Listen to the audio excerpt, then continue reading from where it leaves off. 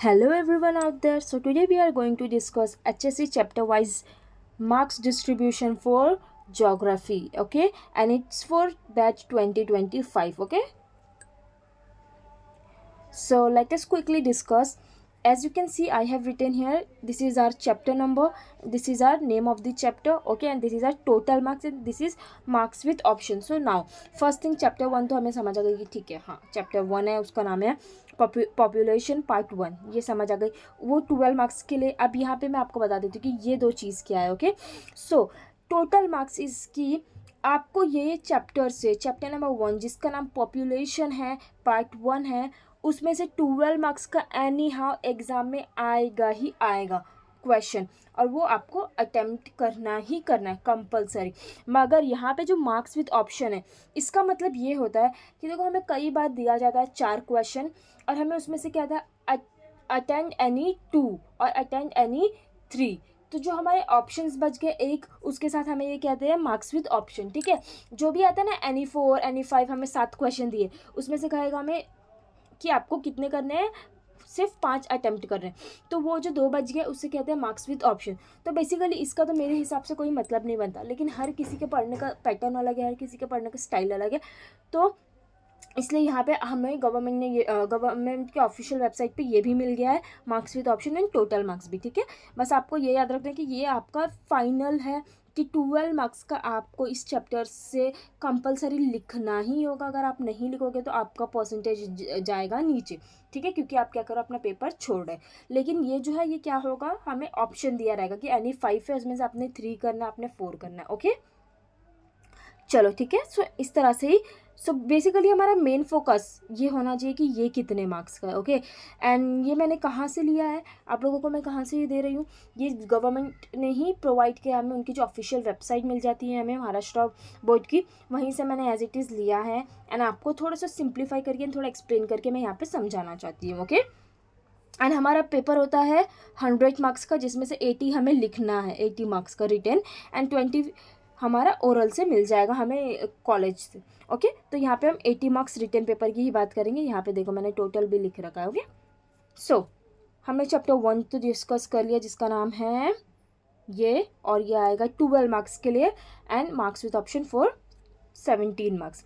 Now chapter 2 population part 2, ये भी हमें कितने मार्क्स के लिए आएगा, ये हमें आएगा 8 मार्क्स के लिए, ओके, और marks with option 11। Now chapter number 3 which is human settlement and land use, ये हमें कितने मार्क्स के लिए आएगा, ये भी 8 के लिए आएगा total, and marks with option 11। Now chapter number 4 which is primary economic activities, total marks 12, marks with option 17, okay. Now chapter number 5 secondary economic activities, और ये भी हमें कितने मार्क्स के लिए आएगा, 12 मार्क्स के लिए, and marks with option, yes correct, it will be for 17 marks, okay, with option. Now next chapter, this is chapter number 6 territory economic activities, and it will come for 10 marks for total, okay, and marks with option 14. Now chapter number 7 which is region and regional development, okay, total marks again 10, marks with option 40, okay. Now our last chapter, it's geography, nature and scope, और ये कितने marks के लिए आएगा, हमें 8 marks के लिए total, okay, and marks with option के लिए 11। तो अगर हम यहाँ पे देखें तो हमारा टोटल मार्क्स हो जाता है 80 मार्क्स, जो कि हमारा पेपर होगा 80 मार्क्स का exact, okay, and marks with option हमें मिल जाता है यहाँ पे 1 एंड 12 मार्क्स के लिए, ठीक है, ठीक है, ओके। सो देखो मैंने काफ़ी वीडियोस में, काफ़ी में तो नहीं, मैंने 1-2 जो अपलोड किए उसमें कहा है अब तक, और मैं फिर से ये कहना चाहती हूँ, क्योंकि हो सकता है आपने सिर्फ मेरी एक ज्योग्राफी की वीडियो देख रहे हो वेटेज के लिए, ठीक है।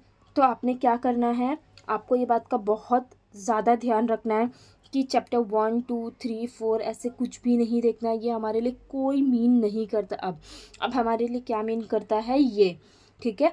जो सबसे ज़्यादा मार्क्स का चैप्टर है वो होगा हमारे लिए चैप्टर नंबर 1, यानी कि नंबर 1 चैप्टर ही नहीं बल्कि प्रायोरिटी भी हमारी होगी नंबर 1। सबसे ज़्यादा जिस चैप्टर का मार्क्स अगर आपका नहीं पढ़ के हुआ है, ठीक है, या फिर ऐसा लगता है सब चीज़ कच्ची पक्की हुई है, तो जिस भी चैप्टर का सबसे ज़्यादा हाईएस्ट मार्क्स है वो हमारी टॉप प्रायोरिटी होनी चाहिए। ओके, जैसे कि अगर आप यहाँ पे देखो, ये 3 देखो 12 के आ रहे हैं। ओके, तो ये जो है जितने ज़्यादा मार्क्स वाले, सबसे पहले आप ये 3 चैप्टर्स करोगे, ठीक है, क्लियर हो गया ये। उसके बाद चलो 12 वाले पढ़ लो, उसके बाद ये 10 वाले, ये हमारी फर्स्ट प्रायोरिटी होगी, फिर ये 10 वाली हमारी सेकंड प्रायोरिटी होगी, एंड उसके बाद ये जो छोटे मोटे बच जाएंगे ये होगी हमारी थर्ड प्रायोरिटी। ओके, लेकिन सबसे पहले आपको जिसके जितने ज़्यादा मार्क्स है वो चैप्टर्स पढ़ने हैं।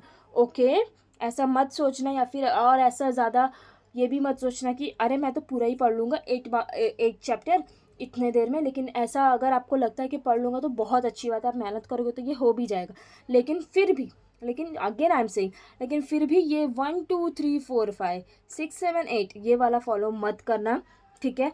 आपको कौन सी क्रोनोलॉजी ऑर्डर यहाँ पे करनी है फॉलो, ये वाली। ओके, कि पहले मेरा फर्स्ट प्रायोरिटी जो होगा वो 12 वाले तीनों पढ़ लूँगा मैं या पढ़ लूँगी, उसके बाद 10 वाले मैं पढ़ूँगी, उसके बाद 8 वाले मिल पाता है टाइम, गुड ग्रेट, आप पढ़ लोगे वो भी, ठीक है।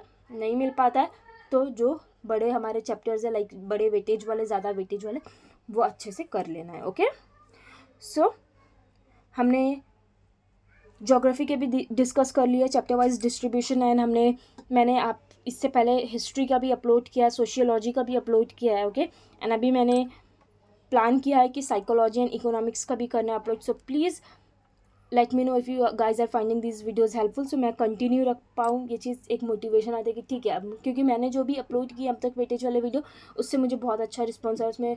तो मुझे ऐसा लग रहा है कि एक्चुअल में पीपल इसे, मेरे स्टूडेंट्स, मेरी ऑडियंस इसे हेल्पफुल मान रही है, इसे हेल्पफुल उन्हें लग रही है ये, तो ये मैं कंटिन्यू रख रही हूँ। Okay, so thank you for your support and hope you guys are doing great and all the very best for your examination. Bye bye, see you soon.